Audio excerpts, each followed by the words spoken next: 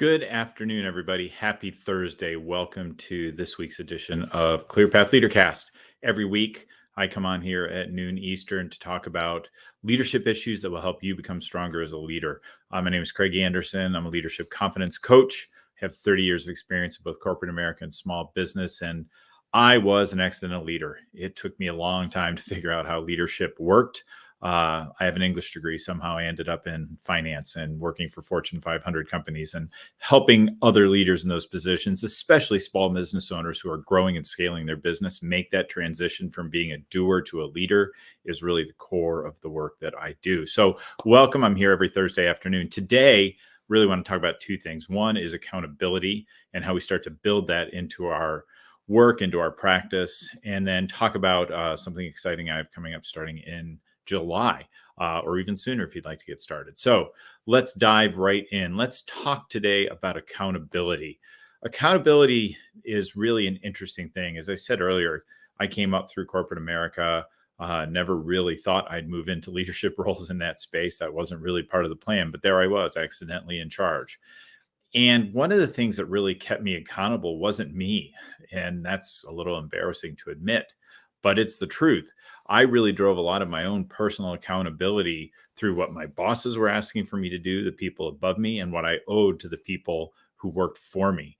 And that really drove a lot of my accountability. Frankly, I didn't have to generate a sense of personal accountability because I was deriving it from external forces, which probably was not, in retrospect, the best way to go because my priorities would get thrown out of whack all the time. And it was hard to have a through line. And one of the things that's interesting as you rise up is you have a lot more people looking for you to make decisions so they can move forward. And you have a lot more expectation from above you. So one thing to really think about in your leadership journey is to drive that accountability more inside from you. How are you holding yourself accountable for your performance? We all worry about performance reviews. We worry about getting things done for other people. But the real metric that we have to develop and grow inside ourselves is that ability to set accountability for ourselves, to hold ourselves accountable, to set those internal goals every day, every week, every month, every year for how we're going to perform. Obviously in line with the larger goals of the people that we work with and work for. But what are we holding ourselves accountable to? And when we hold ourselves to that high standard, that's going to allow us to be successful leaders, because leaders who are holding themselves accountable and putting themselves up to that higher standard are going to get the respect of the people above them and the respect of the people below them, which in many ways is more important because they will put in the effort. They see leaders put the effort in at the same level they see the leader puts the effort in. So one thing to really take away is start to drive a sense of personal accountability for yourself. Are you doing things for what you think is the right thing to do? Setting that high bars for yourself, because that's ultimately what's going to drive your success long term. Here's where my way of doing things, by having my priorities and my accountability to people above and below me, didn't work. I went out on my own. I started my own business. And suddenly, the only person I needed to be accountable to was me. And when the only person you need to be accountable to is you, it becomes a challenge if you're not used to holding yourself to those lines. And that was a real challenge for me early on, because if you're working for yourself, hey, I was coming off a severance. I had income set up for myself. I really did, if I didn't do things, it could always wait till the next day. And that was a pretty unhealthy way for me to do it. And so here I found myself at 50 years old, trying to figure out how to really build a strong sense of personal accountability to get things done. And that's something I grew over time. I actually had my own coach helping me with those things, a group of other business owners that I worked with as well. So building that sense of personal accountability is a crucial piece. And actually, that's what I want to lead into as the third thing today. There's a lot of people, I was talking to somebody earlier today, a lot of people at the beginning of the pandemic went out and started their own businesses as businesses downsized. We've got a recession coming up, and we all know who the people are who are going to be first on the chopping block if companies start making cuts. It's going to be those older workers with the higher salaries. And those people are going to go out and start their own businesses too, because that's where we've kind of evolved in business over the last several years.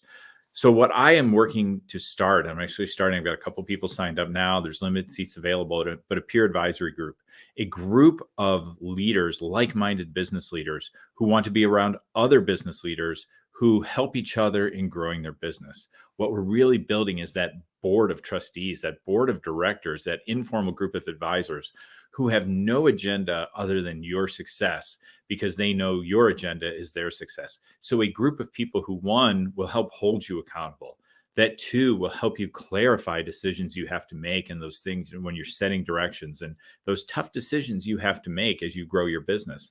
What we all find is, when our business starts and we grow, suddenly we can't do it alone anymore. We have to get people around us, and those people coming around us need leadership and direction. And they also have their own agenda when they're bringing things to you.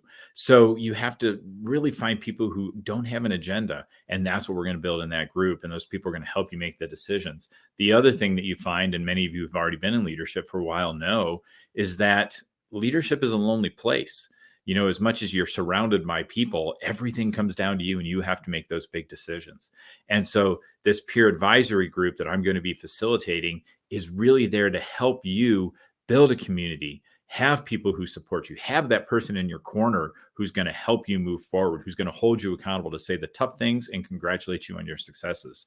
So this peer advisory group will officially start up in July, but I've got a couple people teed up already. We're going to have two versions of it. One local here in Indianapolis, where I'm based on the north side of Indianapolis, and we'll be meeting once a month there for a half a day. And then also I'm developing a Zoom base. So either one of those that you are interested, this is your opportunity to build accountability, to get that input that you need, and to really start to grow both as a business person, as a leader. So I would invite you to join me. If you'd like, you just use that link right there, clearpathcoaches.com/intro call. Let's set up a time to talk about how you can start getting that board of advisors around you that you're going to help grow their business, and they're going to help you grow their business.